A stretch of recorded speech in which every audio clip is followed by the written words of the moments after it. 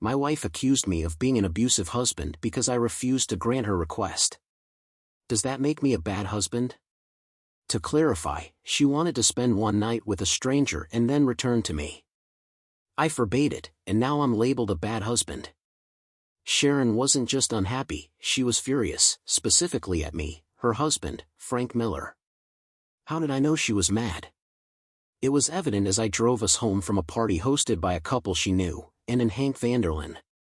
She sat hunched in her seat, as far from me as possible while still being inside the car, with a scowl that could curdle milk. What had caused her anger? Well, truth be told, I had given her every reason to be upset. What a fool I was. I had managed to ruin her entire evening by making a simple yet crucial mistake. I had grabbed the wrong key. You see, the Vanderlyn parties had a certain risque element, something my dear wife had suddenly decided she wanted to explore. Unfortunately for her, I had no interest whatsoever.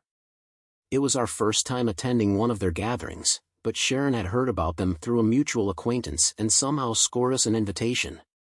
My wife of 10 years had failed to inform me that the party we were attending that evening had an unconventional conclusion. She hadn't mentioned beforehand that at this gathering, all the wives were expected to place their house keys in a bowl.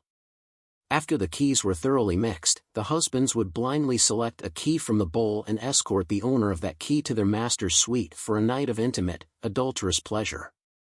As the party neared its end and I suddenly realized what was about to happen, I was on the verge of losing control. I had never been so furious with Sharon. I grabbed her by the arm and pulled her into the kitchen.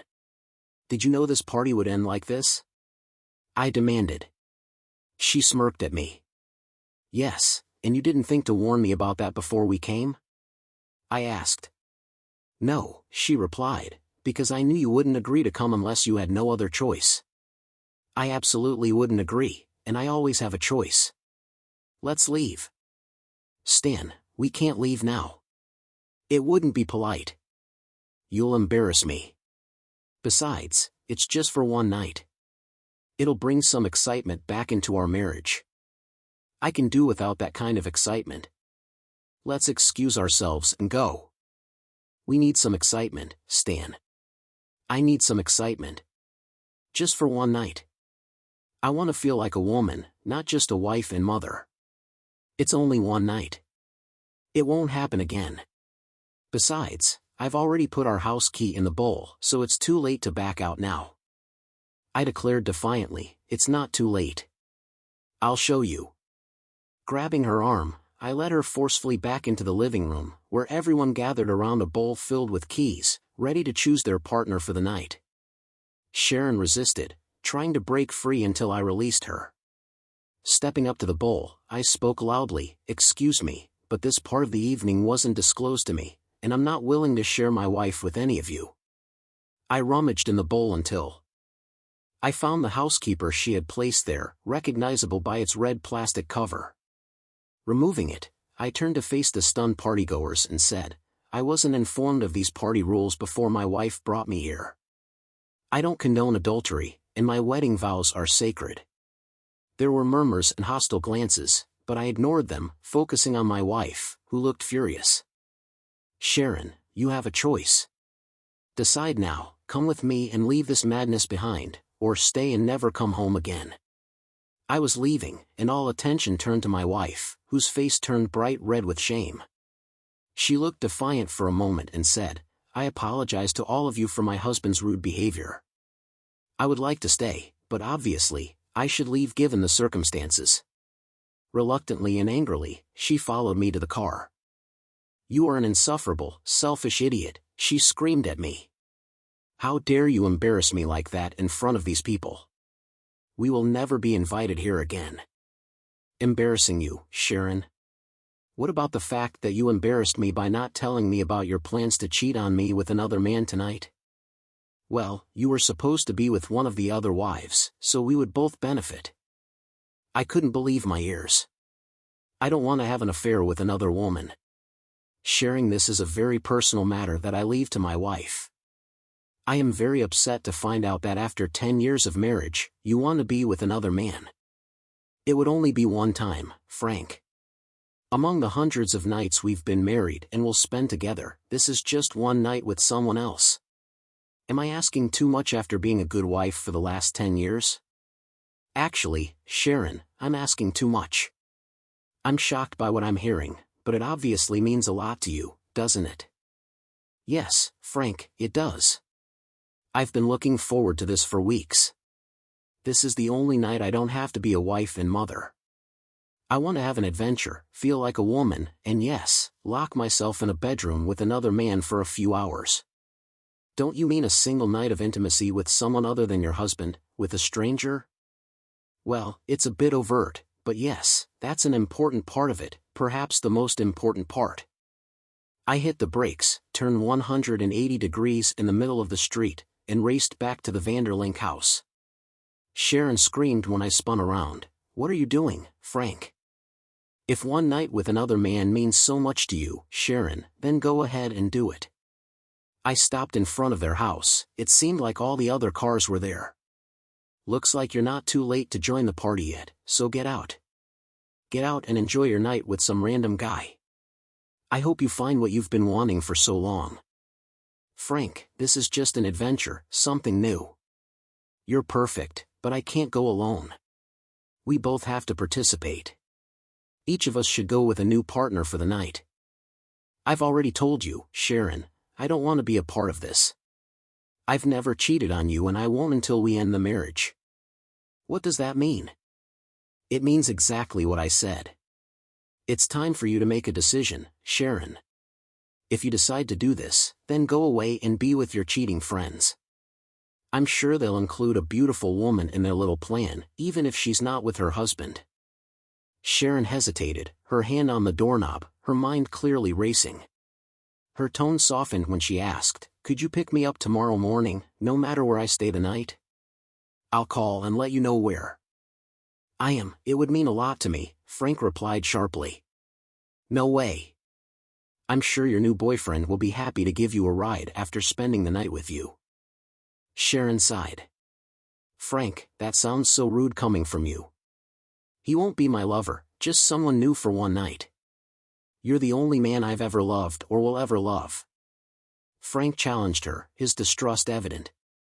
Do you really think you can love me and do this? You're just looking for someone new to be intimate with, right? Sharon defended herself. That's rude, Frank. I'm on birth control, I won't get pregnant from him. It's just one night with a new person. It's going to be exciting. Have you ever wondered what it would be like to be with someone new?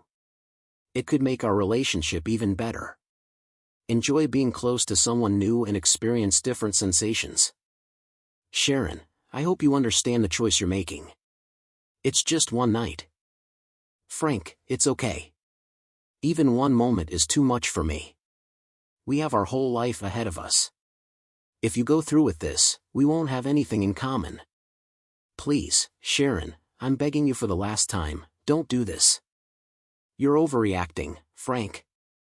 I am firm in my decision. I'm not going to let you ruin my evening.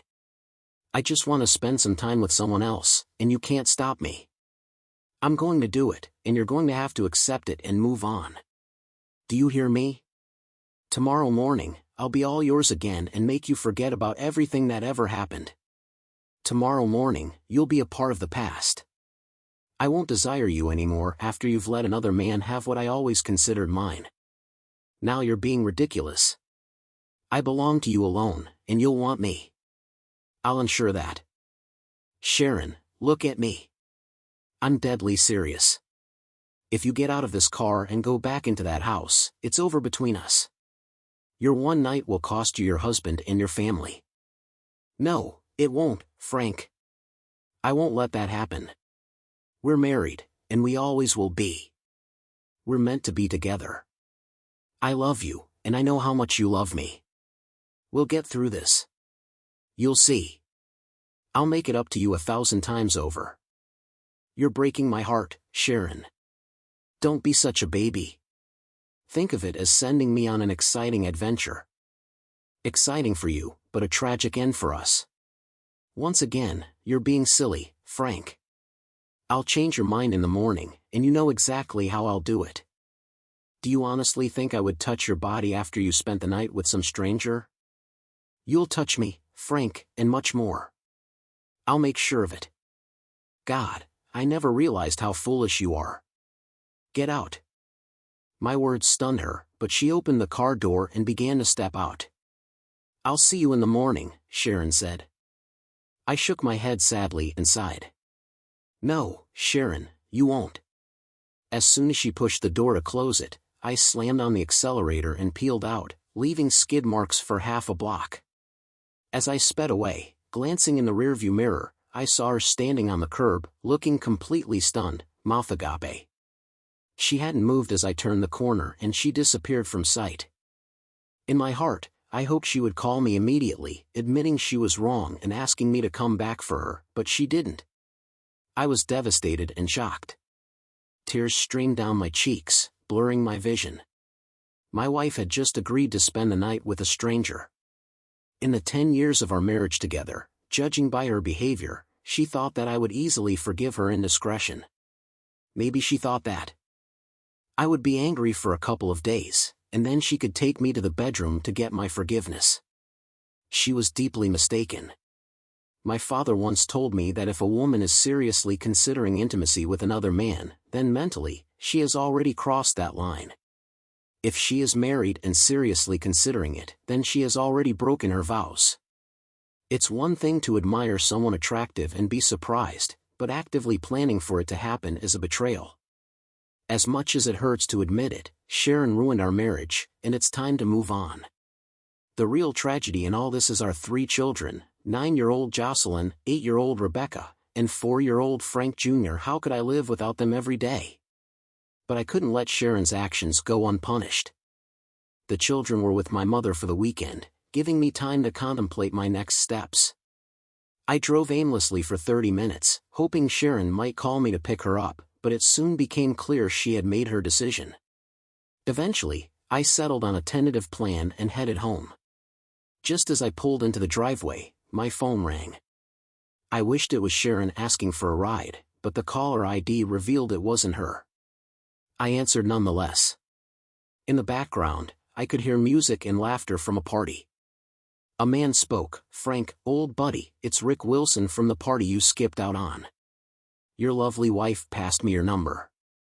Seems she's hoping I can knock some sense into you. She's quite the firecracker tonight, talking about what's in store. You're a lucky guy. Everyone here hopes to draw her key. She keeps saying someone's in for a night to remember. She wants you to be a part of it too. Things are heating up, everyone's eager to find out who's going home with whom. You still have time to join us and pick a key. There are some hot ladies here ready to give you a wild time. Go to hell, Rick Wilson, you manipulative bastard, and everyone else at your damn party, including my cheating wife. I hope you all rot. I cut him off and went inside. In less than 20 minutes, I packed 2 suitcases with enough clothes for a week or 2. I grabbed my laptop and shaving kit, loaded everything into the car, and after rifling through a few drawers, I found our marriage license, tore it into pieces, and then smashed my wedding ring with a hammer until it flattened. Once done, I left the pieces and ring on Sharon's pillow, locked the door behind me, and drove off into the night. I planned to find a motel a few miles outside of town, but first, I swung by the Vanderlins again. Several cars had already departed from the party, and a few people lingered outside, chatting as they paired off for the night. Sharon wasn't among them, so I assumed she had either left already with her new lover or had managed to pair up with Mr. Vanderlyn himself. The motel I eventually stopped at was in the next town over. It didn't look like much, but it had parking in the back, which would help keep my car out of sight in case anyone decided to look for it. After securing the car, I bought a 6-pack of Newcastle at the convenience store next door and decided to watch some television. The first 2 beers had relaxed me, and as I opened the third, my phone rang. It was Sharon, but I was certain she wasn't calling me to come and get her, so I let it go to voicemail. Frank, you're really upset about this. Rick Wilson told me what you told him. I already told you, it's just for one night. I just spent time with a new guy a few times, it doesn't mean I'm promiscuous. I promise I will definitely repay you when I come back tomorrow, even if I feel a little uncomfortable. By the way, since you took the key to our house from the basket, I got a new one. The guy who has it now is named Glenn. He's married and has kids just like us. Since you're at our house, I came home with him. His wife and her boyfriend will also stay here for the night, but in another part of the house, so we won't interfere with each other. When it gets noisy, you know how loud I can get when we're close. She giggled. Honey, I know you're upset, but I promise not to do anything with him that I haven't done with you. I suggested to Glenn that we stick to the usual things. Glenn agreed, especially since this is my first time with someone else. Tomorrow, when we're done, he'll give me a ride home. I'll take a shower and clean myself up so that I'll be clean and not have eaten anything by the time you arrive. Have a nice sleep, dear. I'll see you in the morning and I'll be ready to have some fun. I love you, Frank. I felt like I was about to throw up. I never thought I would be married to such a stupid and promiscuous woman. Of course, Sharon has always been a little frivolous, but before it was part of her captivating charm. Now her frivolous behavior was off the scale, costing her our marriage and possibly her relationship with our children. I couldn't imagine taking her back after she cheated on me and flaunted it. I'm sure everyone at the party laughed heartily at me. I was furious, offended, and deeply humiliated, and my wife didn't care at all. I knew I should have ignored her call, but I couldn't help myself. I dialed her number, and she answered on the third ring. Hi, honey. Glenn and I just got into bed and got cozy, so I can't talk for long. Shut up, Sharon. This may be the last time you hear from me. You have no idea what you've just done, but you'll find out soon enough. Enjoy talking to Glenn because the consequences will be greater than you can imagine. Understand this, Sharon, as soon as Glenn touches you, our marriage will be over. It's over. I never thought I'd say this, but right now I hate you more than I've ever loved you. I can't wait to finally break up with you.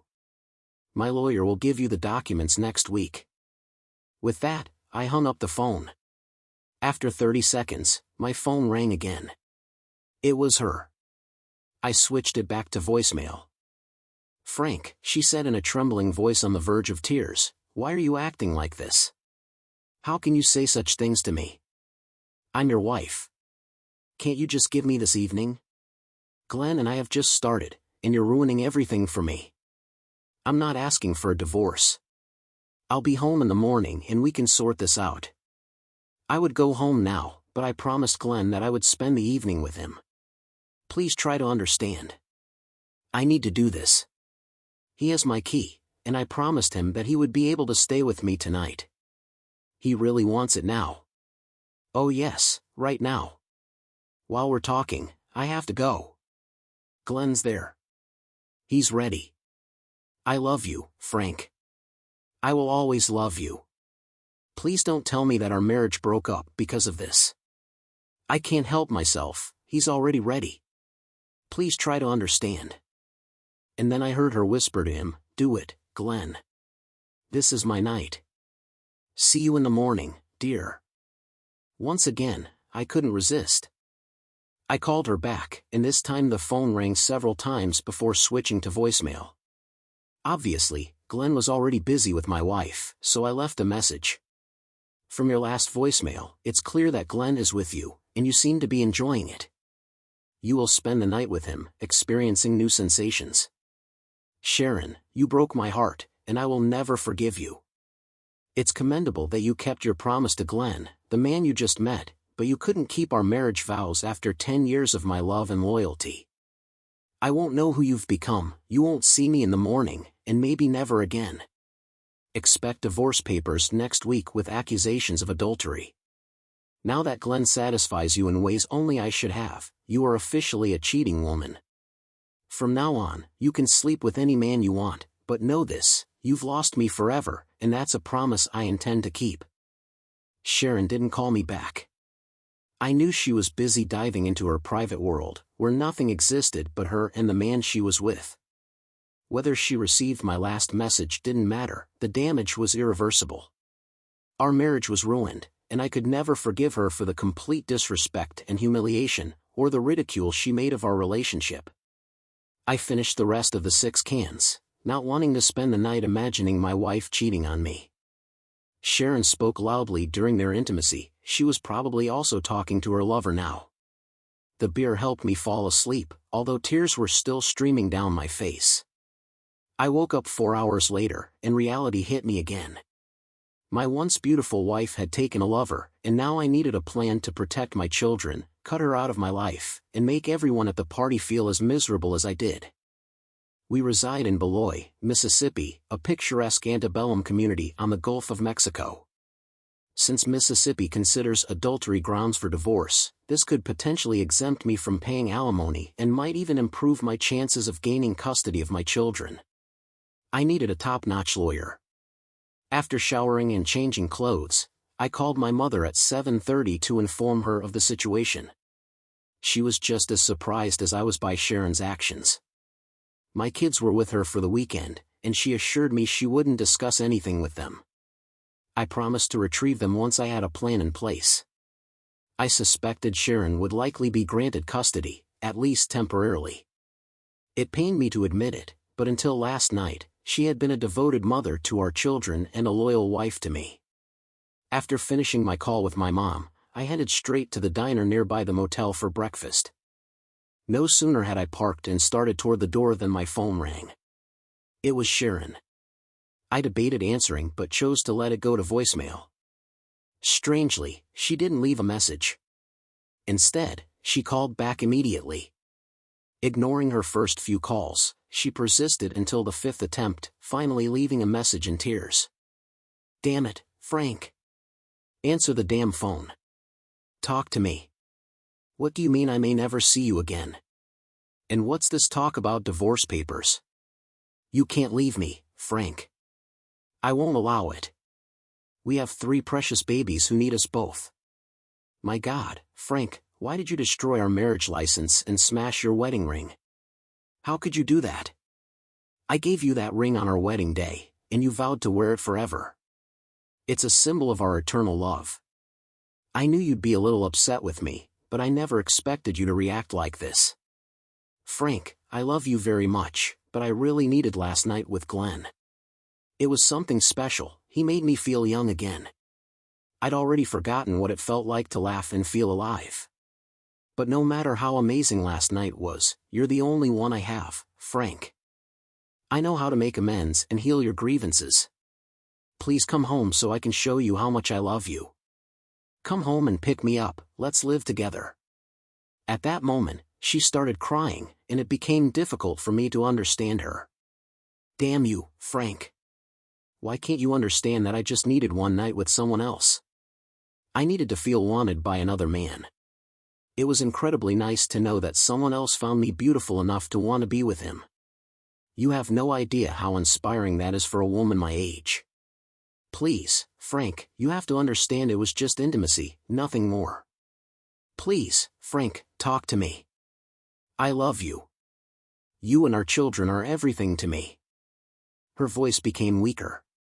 It was just intimacy, Frank. Oh my God, it was only a few times, and it didn't mean anything. That's all it was, Frank.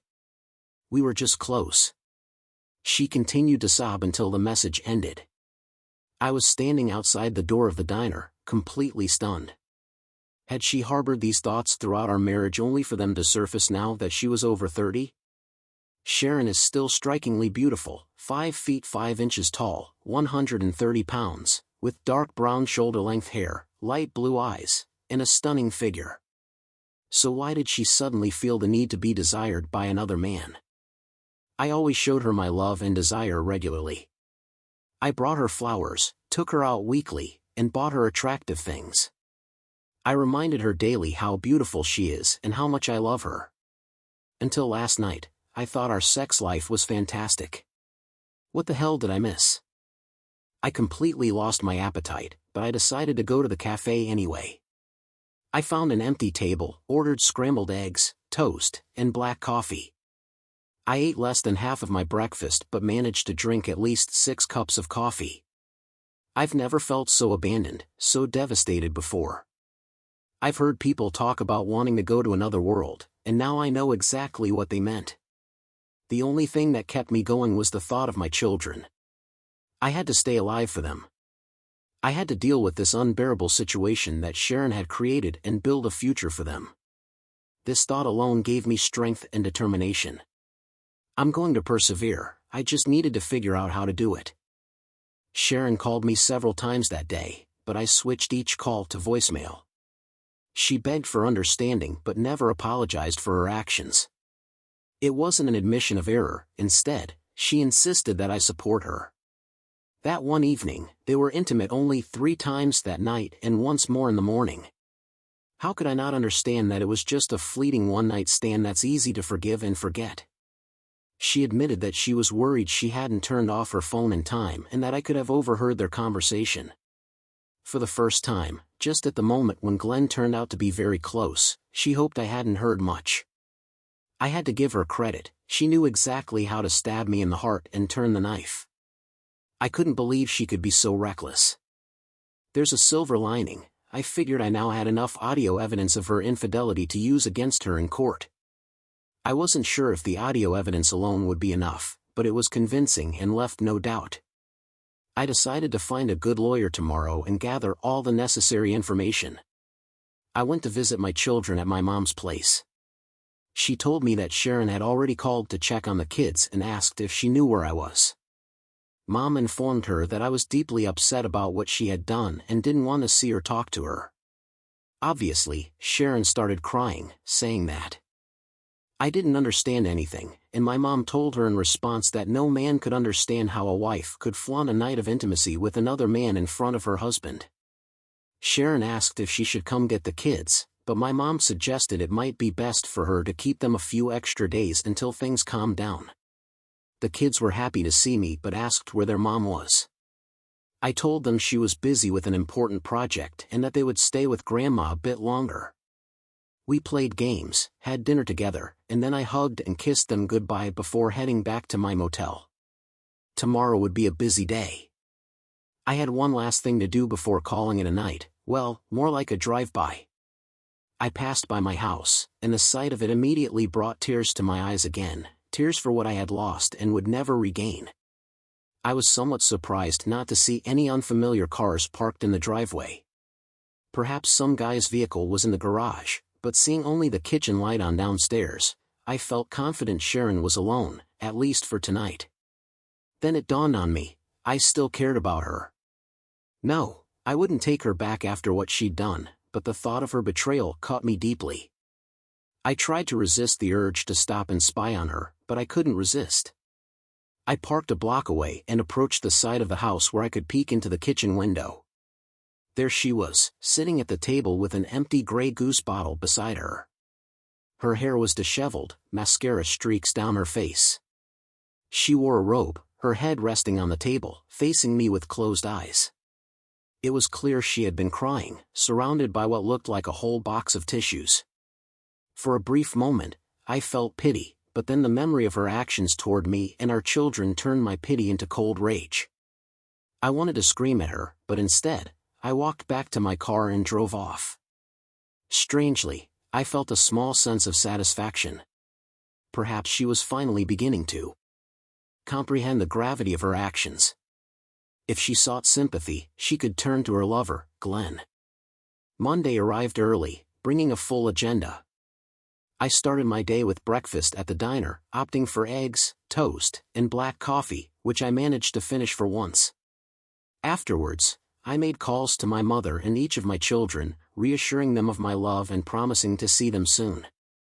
Next, I contacted work to inform my executive assistant that I would be attending to personal matters over the next 2 days. I instructed her to reach out if anything urgent arose.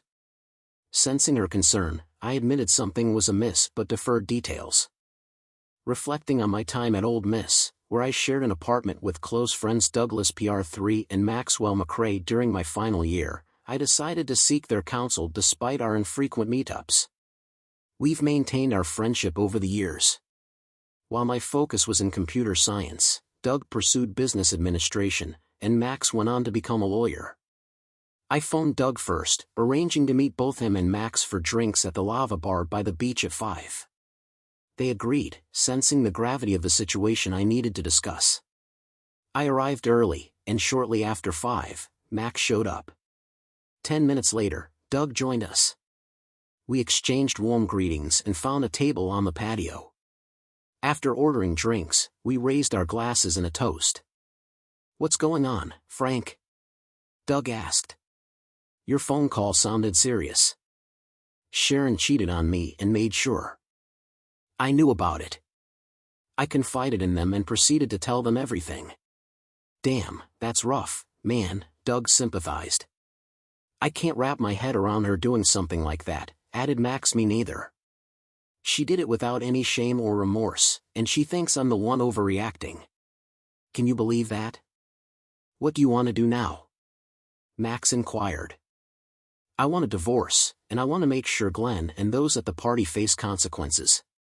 But most importantly, I want to try to get custody of my kids." "That might not be easy," cautioned Max, "unless she's been a bad mother. If she's bringing random guys home and doing things while the kids are there, then you have a case.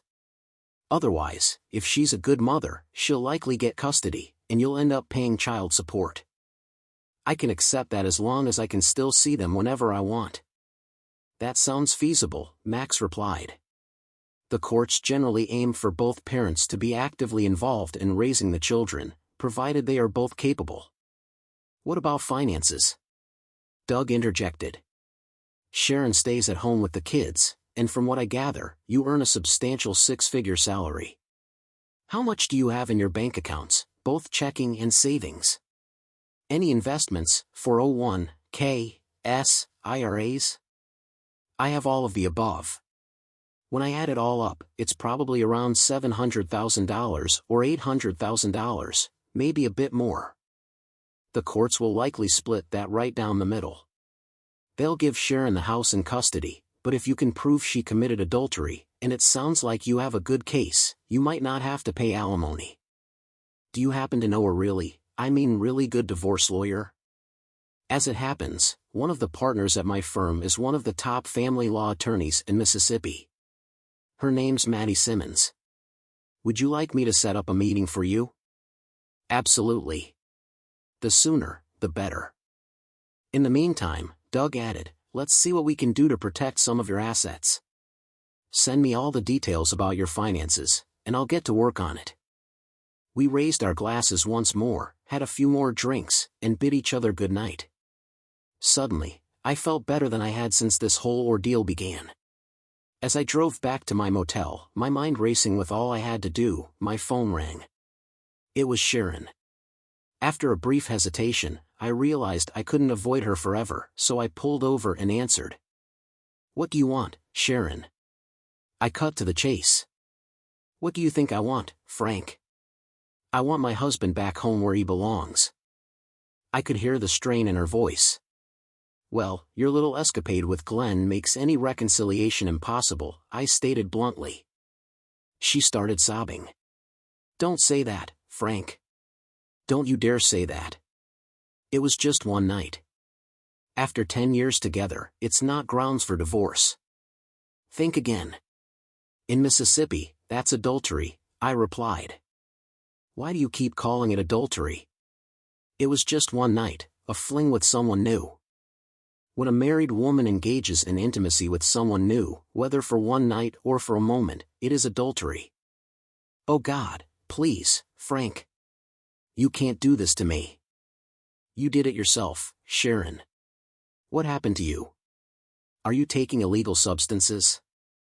Are you having a mental breakdown, or are you just incredibly stupid? It seems like you were so fixated on the idea of being with another man that you didn't give a damn about our kids or what I thought or wanted. You just had to do it. Well, you did it, and now you're responsible for the consequences. I thought we were really happy. We had a nice house, 3 wonderful children, and a wonderful sex life, and then you ruined everything by cheating on me with some stranger and poking me in the face. We've always been happy, Frank, and we're still happy now.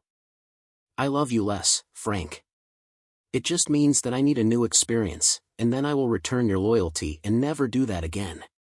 But it does mean you don't respect me. I asked you repeatedly, begged you not to do it, and you just smiled and said, see you in the morning. Frank, you excluded me from an intimacy we've shared for over 10 years. The vows that meant little to you mean everything to me. Our union created 3 beautiful children who love both of us. We were a family belonging exclusively to each other. Now you've willingly given the part of you that was mine to another man. And for what? To have a good time, a little one-night stand? You say it was just one night and I need to accept it and move on. I say it was nothing less than a complete and utter abandonment of me, your family, your sacred vow of loyalty and faithfulness, and any respect you ever had for me. You wanted to sleep with another man, and you did it. Congratulations, you got what you wanted. But what you really did, Sharon, was throw everything you supposedly valued into the gutter. Part of me still loves you, but I will never be part of your life again. Damn it, Frank, why are you so stubborn? Why can't you understand that it was just something I needed and move on? I'm yours forever. Nothing has changed. Everything has changed, Sharon. You're no longer exclusively mine. I can't understand why you ignored my pleas and did what you did. I can't forgive or forget. You knowingly betrayed me, and that wound will stay with me for the rest of my life. I've hired a lawyer and will be filing for divorce tomorrow on the grounds of adultery. I will name your lover, Glenn, and anyone else I can identify from your little gathering as part of the divorce proceedings. Just imagine the backlash when your adulterous friends find out you're responsible for breaking up their little club and potentially ruining their reputations. Go to hell, Sharon, and take all your little friends with you. The moment I walked into Maddie Simmons, Esquire's office, I felt like I had found the right attorney to help me navigate the chaos my life had become. She was straightforward and to the point. She wanted to know why I was seeking a divorce and what outcomes I hoped to achieve.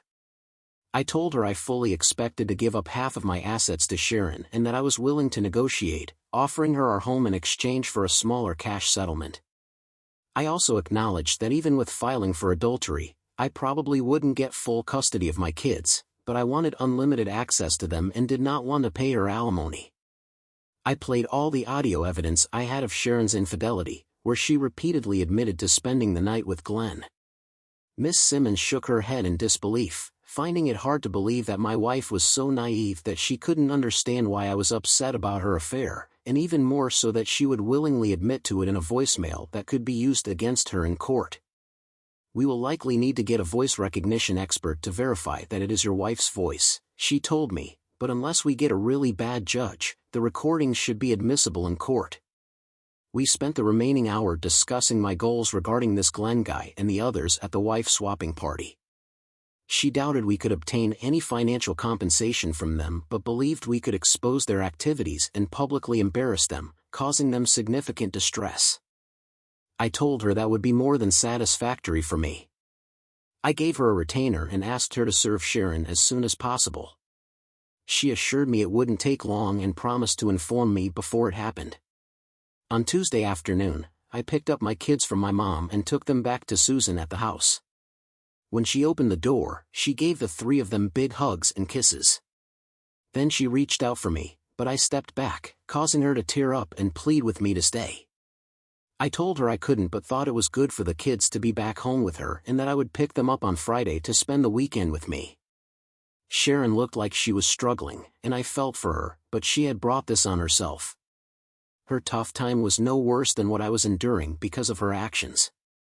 On Wednesday, I returned to work. I knew I couldn't neglect my responsibilities.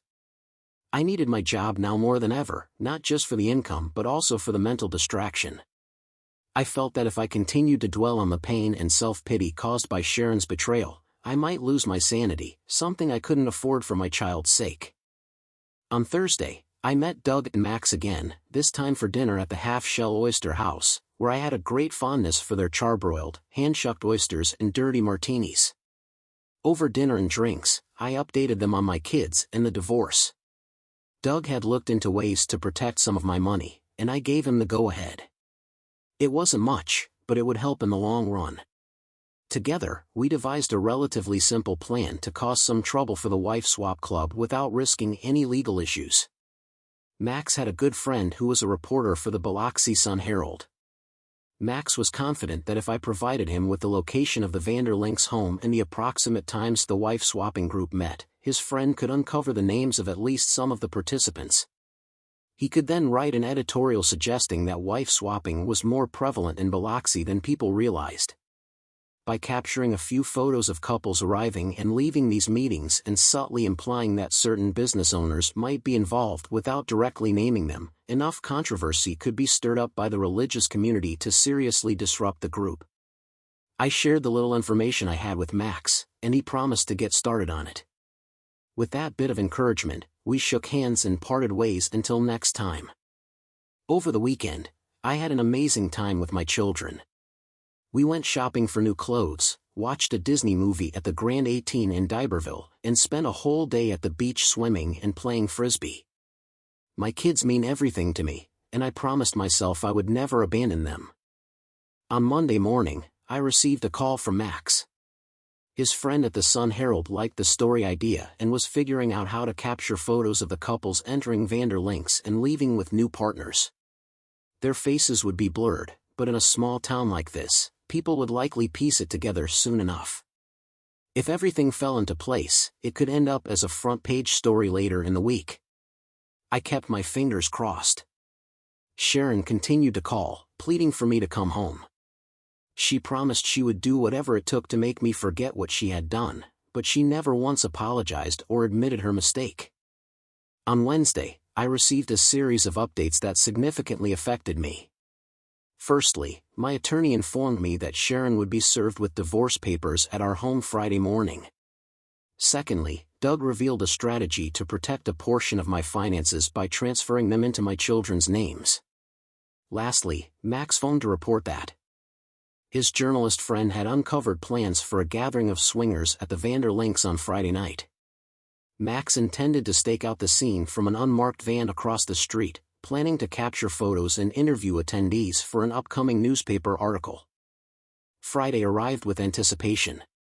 As expected, Sharon called shortly after being served. It was no surprise. My lawyer confirmed the delivery at 2:30, and moments later, Sharon's number flashed on my phone. I chuckled to myself, wondering what she could possibly want this time. Initially considering letting it go to voicemail, I changed my mind. "Hi Sharon, how are you? What have you done, Frank?" Her tone was far from friendly. "I filed for divorce, as I promised you.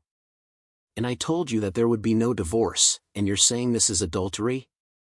One night with another man doesn't count as adultery, Frank." "I beg to differ, Sharon. According to Mississippi law, adultery includes exactly what you did that night." There were tears in her voice.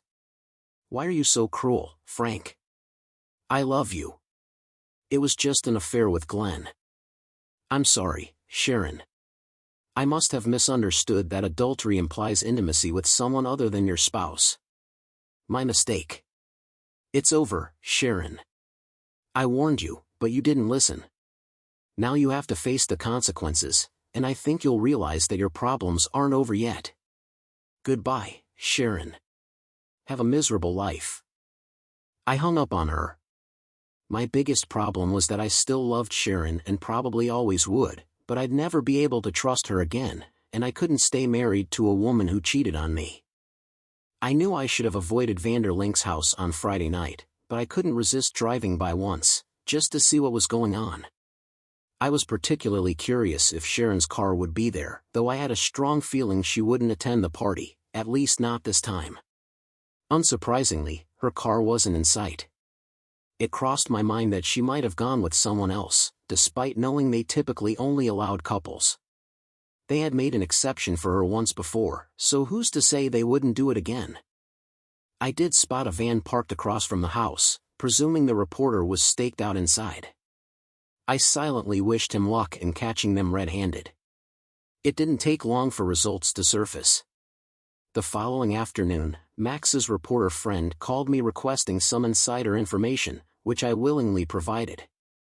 He mentioned snapping over 100 photos and recognizing over a dozen of the city's esteemed couples who oddly didn't appear to be the same pairs leaving the residence 2 hours later. Max had shown him a picture of my wife to aid in identification, and he assured me she was not among those seen entering or exiting Vander's home.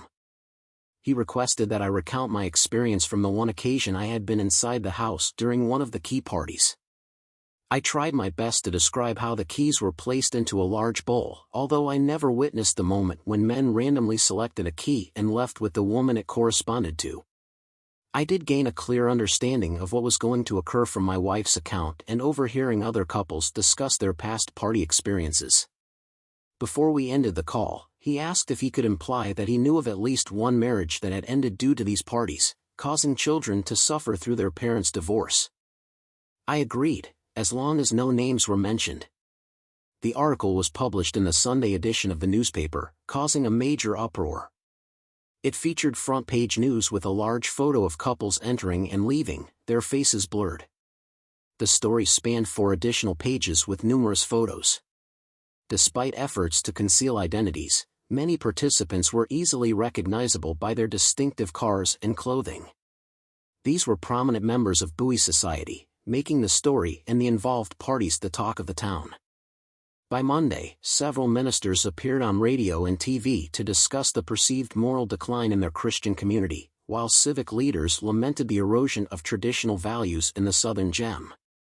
Lawsuits were filed, businesses suffered losses, and some couples ended up in divorce court. Personally, I found it all amusing, a fitting punishment for the suffering I endured following the loss of my wife and family breakup. Even if some realized I had been betrayed, I was indifferent. I had achieved my revenge, and that was all that mattered to me. Sharon spent months trying to reconcile with me, but I couldn't return to her. Our divorce was finalized, and now I have joint custody of our kids. During the months I have them, Sharon takes them on weekends, and vice versa when they're with her. It's not ideal, but we're making it work. By the way, since Sharon didn't contest anything in the divorce, I decided not to share the recordings of her confessing her infidelity with her family or friends. Regarding the couples involved in the key parties, many of them ended up divorced and moved away. Some might say they were driven out of town. Regarding Sharon and me, she has begun dating again. I doubt she fully grasps why her actions were unacceptable to me, but that's her issue now. I wish her future husband the best. I've met several lovely women but haven't found the one I want to settle down with yet. Some have proposed moving in, but I remain cautious about allowing that level of intimacy.